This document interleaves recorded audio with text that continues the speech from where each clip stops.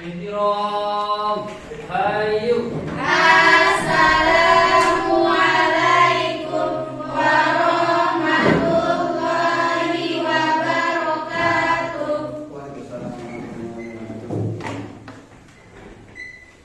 Bismillahirrahmanirrahim. Assalamualaikum warahmatullahi wabarakatuh. Waalaikumsalam warahmatullahi wabarakatuh. Alhamdulillahirabbil alamin wassalatu wassalamu ala asrofil anbiya'i wal mursalin wa ala alihi washabihi ajmain, amma ba'd.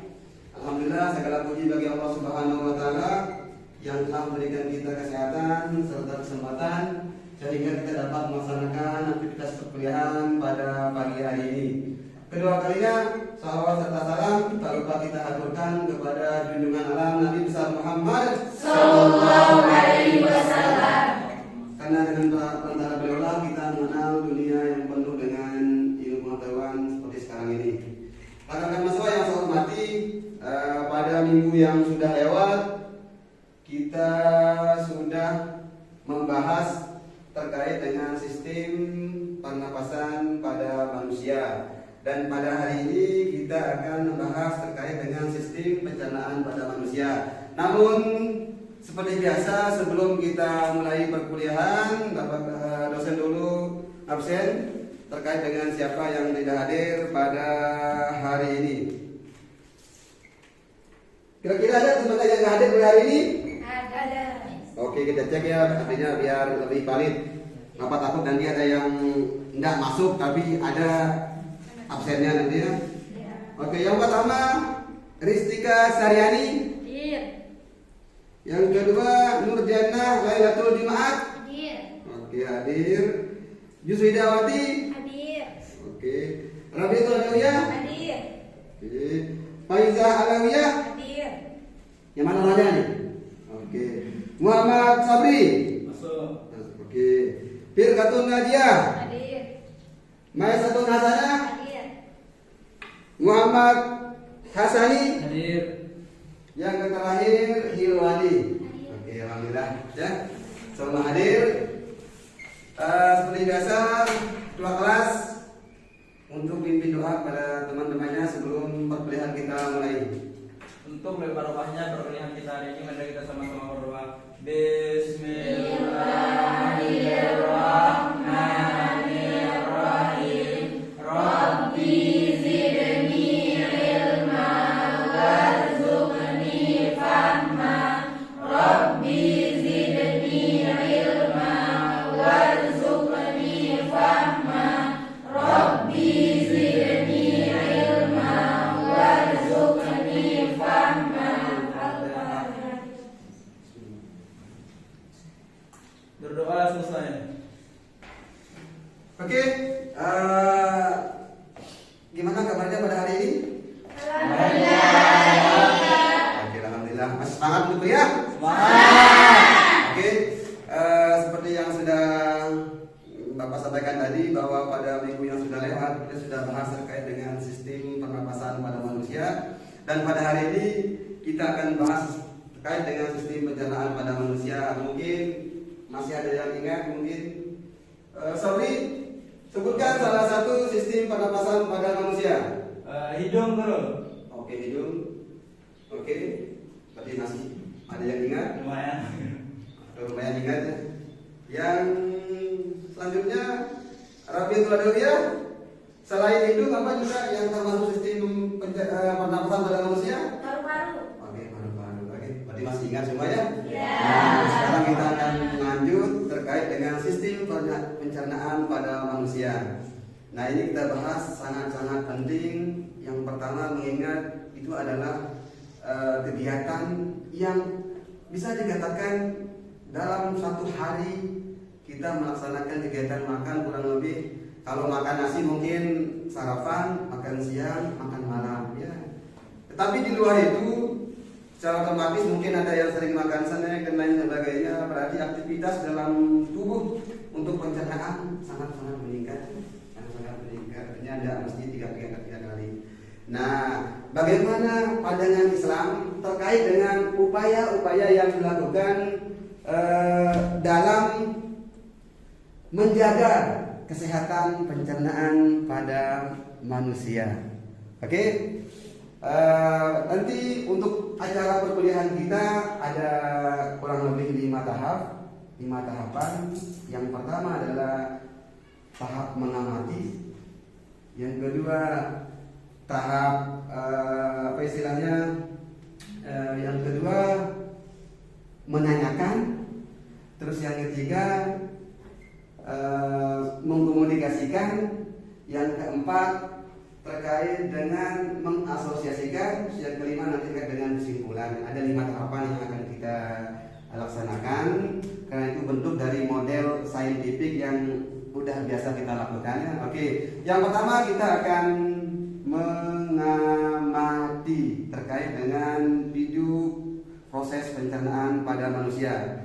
Bapak harap nanti rekan-rekan mahasiswa semuanya persiapkan alat tulis untuk menulis poin-poin yang penting di dalam sistem pencernaan pada manusia. Kita akan bagi kelompok, mengingat karena model pembelajaran yang akan kita gunakan adalah model yang sifatnya kooperatif, yaitu berkelompok ya.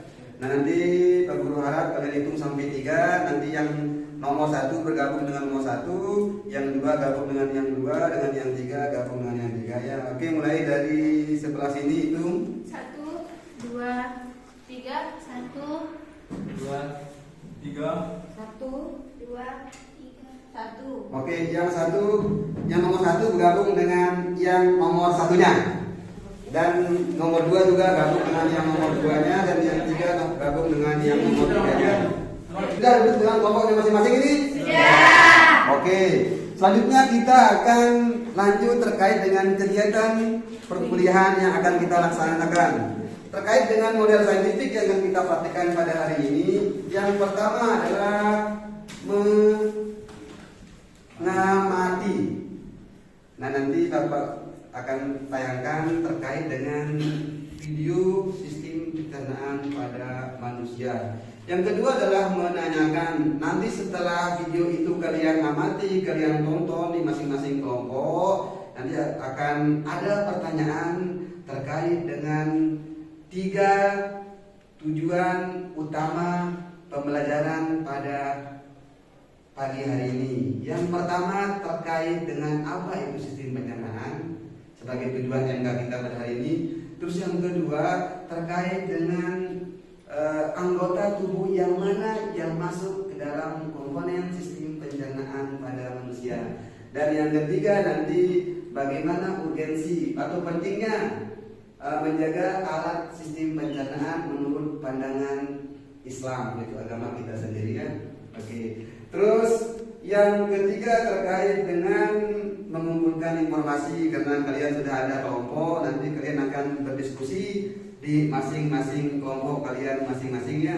Oke, terus yang keempat yaitu mengasosiasikan. Artinya nanti mana materi yang kurang jelas, mana tujuan MK yang kurang jelas, nanti boleh kalian tanyakan dan Bapak akan menjelaskan itu. Terus yang kelima yaitu mengkomunikasikan. Artinya nanti setelah ada hasil diskusi kalian masing-masing, nanti perwakilan kelompok akan Bapak suruh maju ke depan untuk mempresentasikan apa hasil dari diskusinya masing-masing. Untuk mempersingkat waktu, kita akan lanjut ke tahap pertama terkait dengan mengamati. Mari kita amati terkait dengan video sistem pencernaan pada manusia.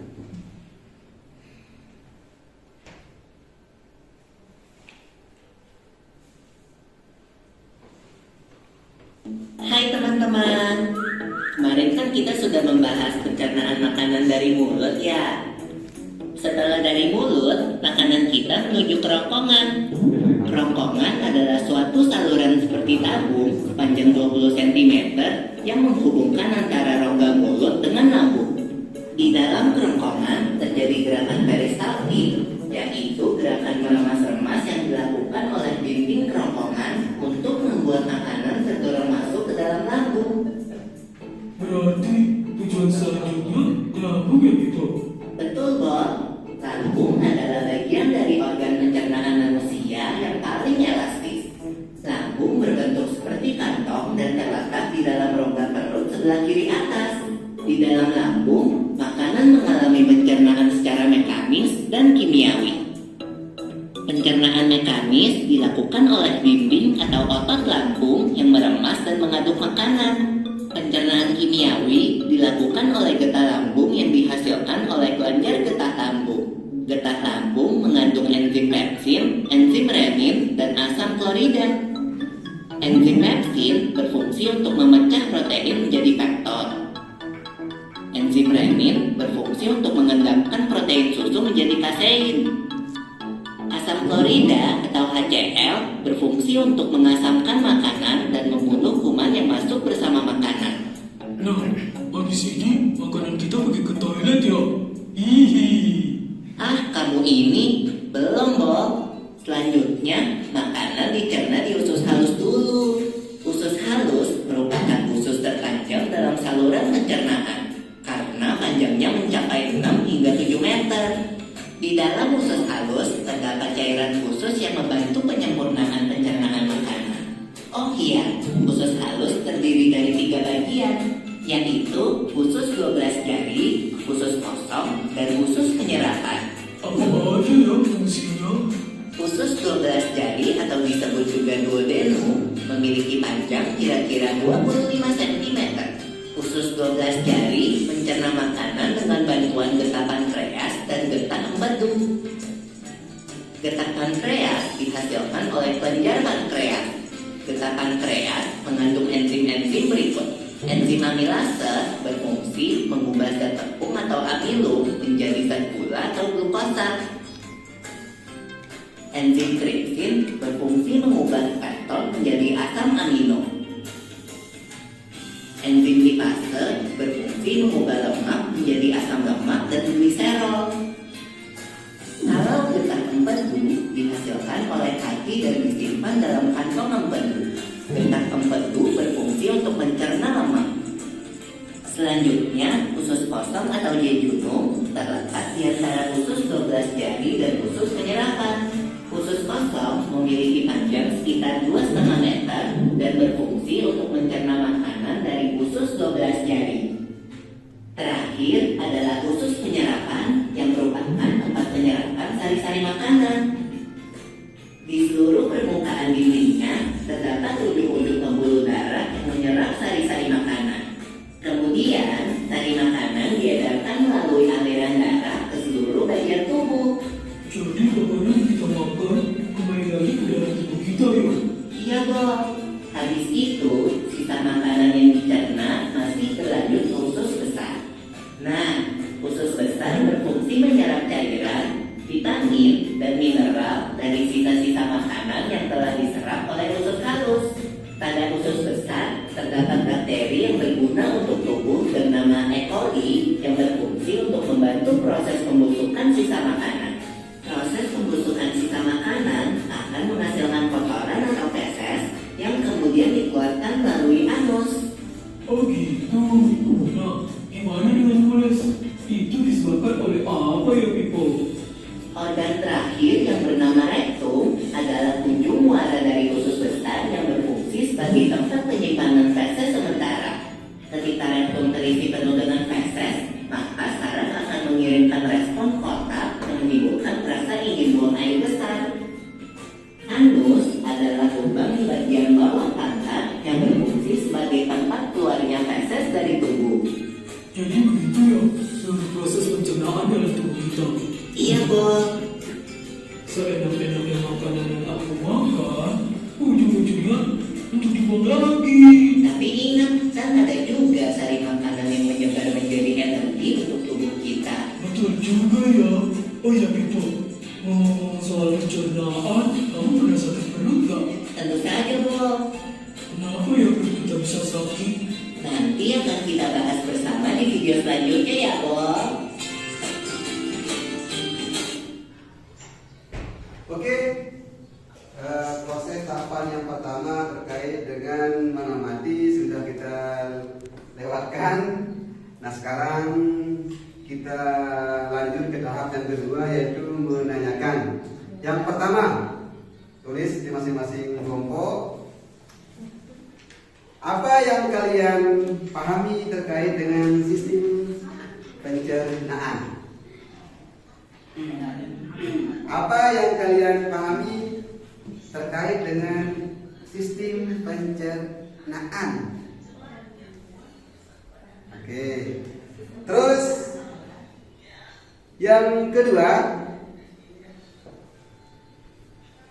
sebutkan anggota tubuh bagian mana yang termasuk ke dalam sistem pencernaan pada manusia. Sebutkan anggota tubuh bagian mana yang termasuk ke dalam sistem pencernaan pada manusia. Oke. Terus yang ketiga, jelaskan fungsi masing-masing anggota tubuh yang termasuk ke dalam sistem pencernaan pada manusia. Kalau yang soal nomor 2 kalian sebutkan, berarti soal nomor 3 adalah kalian jelaskan dia. Misal yang pertama mulut, apa fungsinya? Kerongkongan, apa fungsinya? Hingga sampai akhir, yaitu sampai dengan anus, apa fungsinya. Oke, kalian paham? Oke, waktunya 2 menit dari sekarang. Kalian diskusikan dengan kelompok kalian masing-masing. Ini kita udah masuk ke tahap yang ketiga ya, yaitu mengumpulkan informasi. Itu kalian berdiskusi dengan kelompok kalian masing-masing.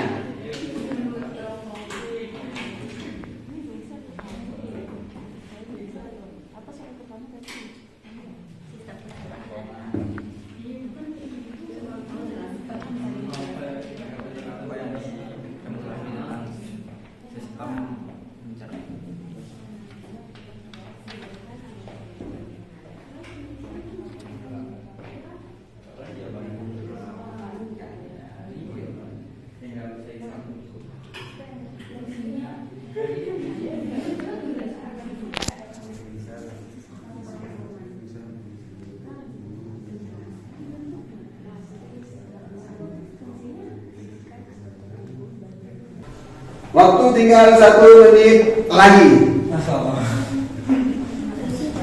Ya, makanan. Mengamati sudah, menanyakan sudah, mengumpulkan informasi lagi tahapnya ini ya. Kalian berdiskusi. Terus nanti baru tahap mengasosiasikan juga lagi-lagi ini juga. Baru setelah ini tahap yang terakhir ya, yaitu mengkomunikasikan, yaitu nanti perwakilan dari masing-masing kelompok untuk mempresentasikan hasil diskusinya. Oke, tahapan yang terakhir dari saintifik yaitu mengkomunikasikan. Artinya masing-masing perwakilan kelompok Bapak akan tunjukkan, mempresentasikan hasil dari diskusi kelompoknya masing-masing.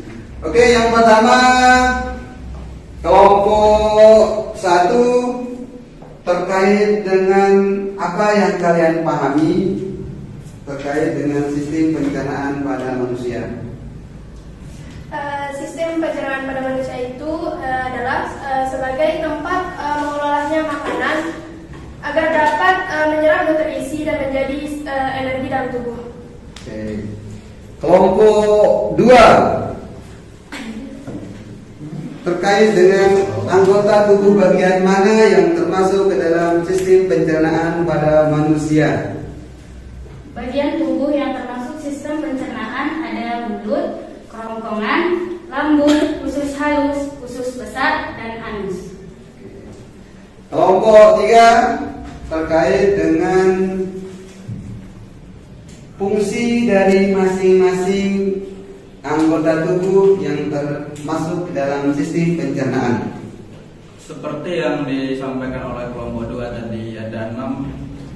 Yang pertama, mulut itu berfungsi untuk memecah makanan. Setelah makanan dipecah di mulut, lalu yang kedua itu ada kerongkongan, yaitu tempat menyalurnya turunnya makanan. Setelah itu ada lambung. Di sana di lambung itu tempat mengolah makanan. Setelah ada lambung itu ada usus halus sebagai pemecah dan penyerap nutrisi dari makanan yang diolah oleh lambung tersebut. Yang selanjutnya itu ada usus besar sebagai mengolah atau mengubah sisa makanan tersebut menjadi deses. Terus yang selanjutnya itu anus sebagai tempat tidurnya deses. Oke, bagus. Tepuk tangan untuk kita semua dulu. Masih semangat? Masih semangat? Oke. Nah sekarang kita akan coba membahas atau saling melengkapi terkait dengan anggota tubuh bagian mana yang termasuk ke dalam sistem pencernaan. Oke? Kita akan mencoba membahas satu persatu.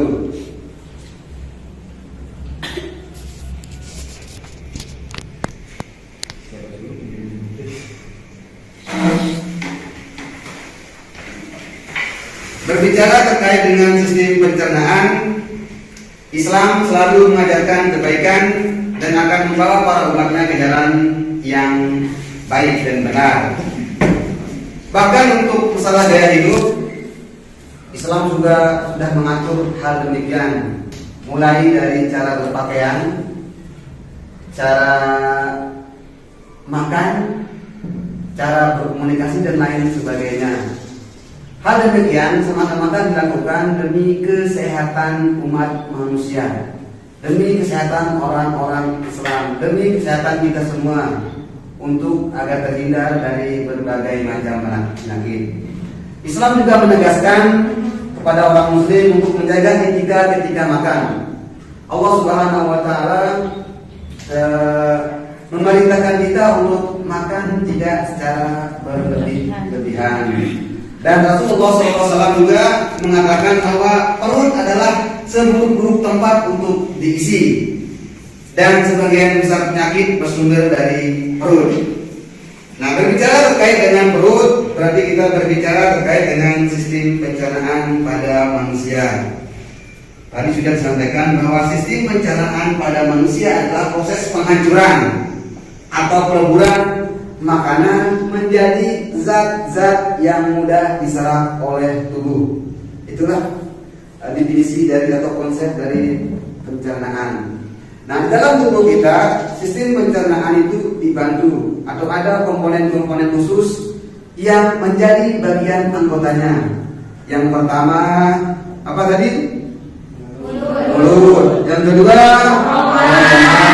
yang ketiga, yang keempat, yang kelima, dan yang terakhir, anus. Nah, ada 6 komponen yang sangat berperan penting di dalam proses sistem pencernaan pada manusia. Kita bahas satu persatu. Yang pertama adalah mulut. Mulut adalah rongga yang berbentuk oval yang menjadi jalan masuk makanan, minuman, dan udara. Dalam sistem pencernaan, mulut adalah gerbang pertama dan utama dalam proses pencernaan, karena mustahil atau tidak mungkin makanan tiba-tiba udah ada di kerongkongan. Tidak mungkin. Nah, pasti melalui rongga mulut. Nah, dalam rongga mulut ada komponen-komponen yang sangat berperan. Yang pertama adalah ada yang disebut dengan gigi. Nah, ini gigi ya, gigi. Terus yang kedua, lidah. Dan yang ketiga adalah kelenjar ludah, atau biasa kita kenal dengan istilah kelenjar air liur. Oke. Yang pertama komponen yang terdapat pada rongga mulut yaitu gigi. Yang pertama, gigi.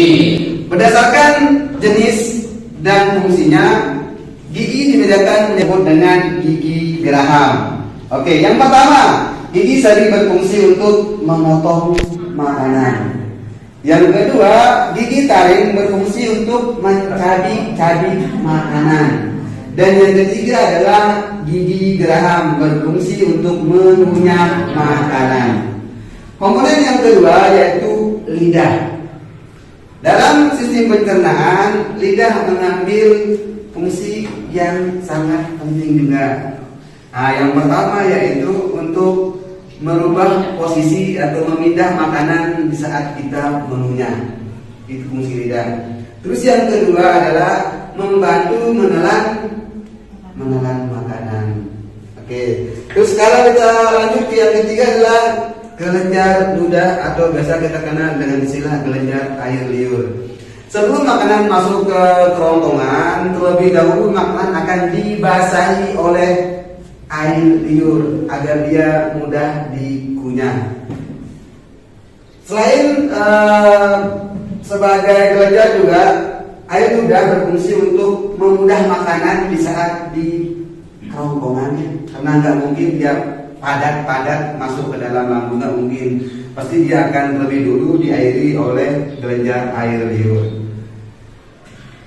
Yang kedua adalah kerongkongan. Kerongkongan dapat diartikan sebagai organ tubuh berupa tabung otot berongga yang memanjang dari leher hingga lambung dan memiliki peran penting dalam sistem pencernaan.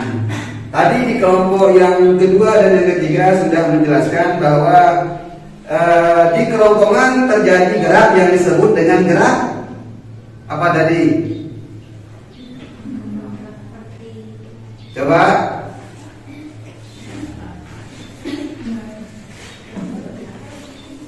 Yang di kerongkongan. Oke, disebut dengan gerak peristaltik, yaitu gerakan mendorong makanan dari kerongkongan menuju ke lambung. Oke.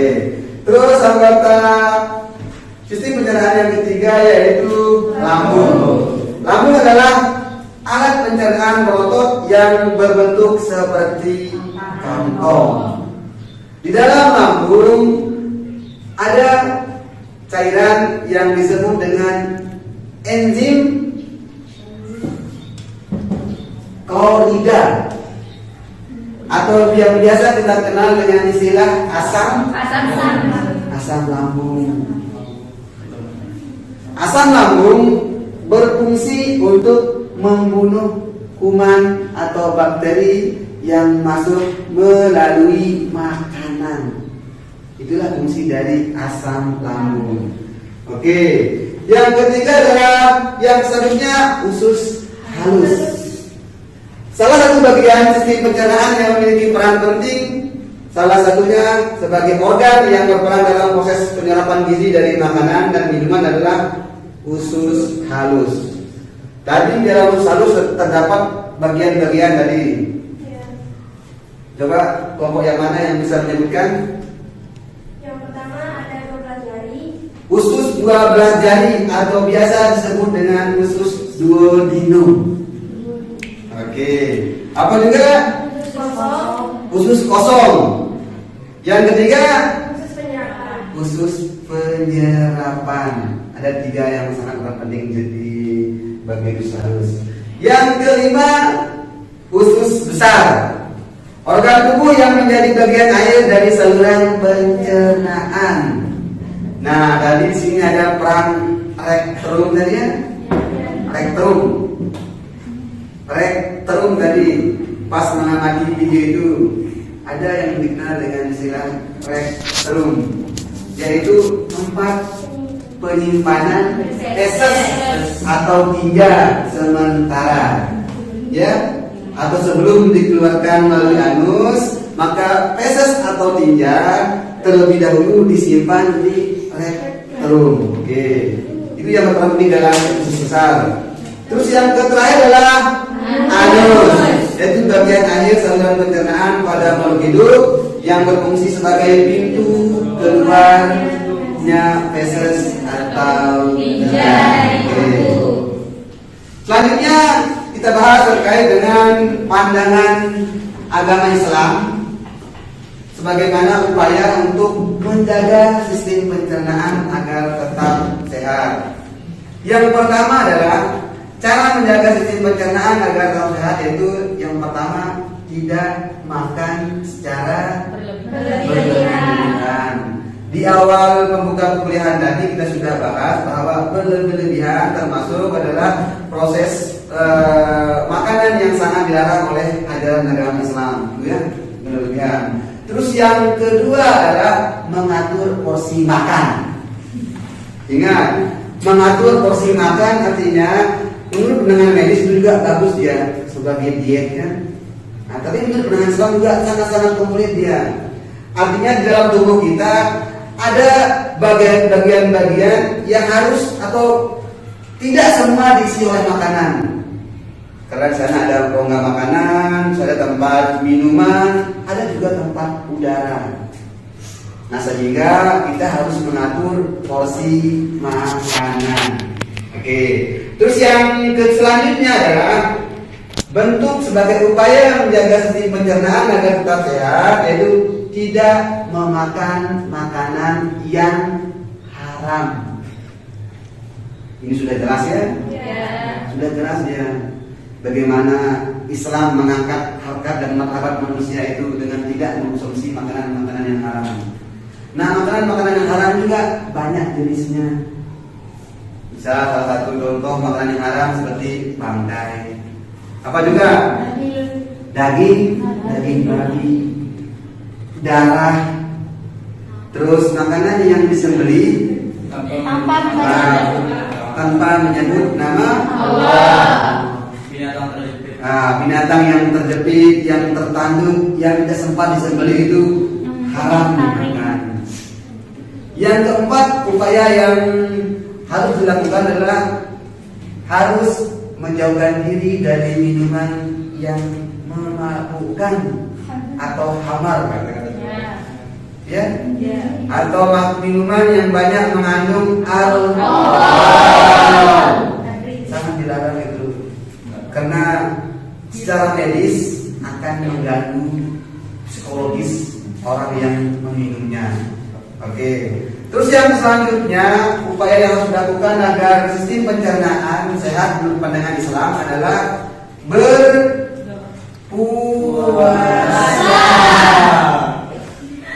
Apa makna puasa? Menahan diri dari makan dan minum mulai dari sampai dengan matahari. Artinya mesin saja punya dia sistem istirahatnya, apalagi tubuh kita, ya harus punya jeda untuk istirahat. Oke, sebelum kita akhiri, ada yang perlu ditanyakan?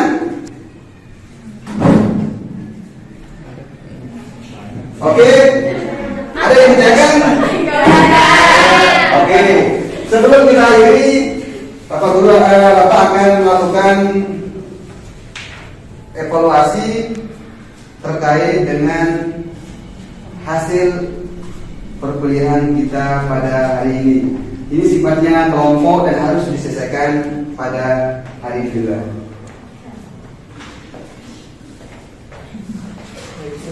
Ingat, jangan lupa buat nama di bagian atas.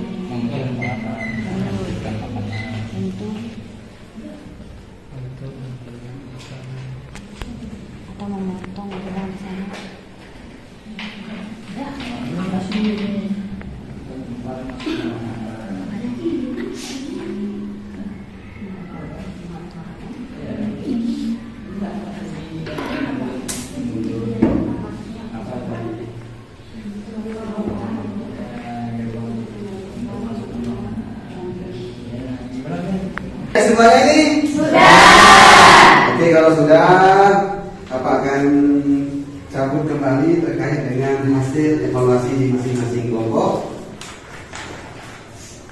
Oke, bagus.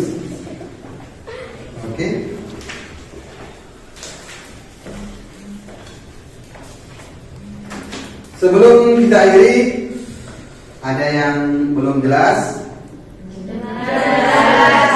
Oke, karena semua sudah jelas, kita cukupkan sampai di sini. Kurang lebihnya Bapak mohon maaf. Sampai ketemu minggu depan terkait dengan tema mengenal lingkungan. Oke, akhirul kalam. Sekian, assalamualaikum warahmatullahi wabarakatuh. Waalaikumsalam warahmatullahi wabarakatuh.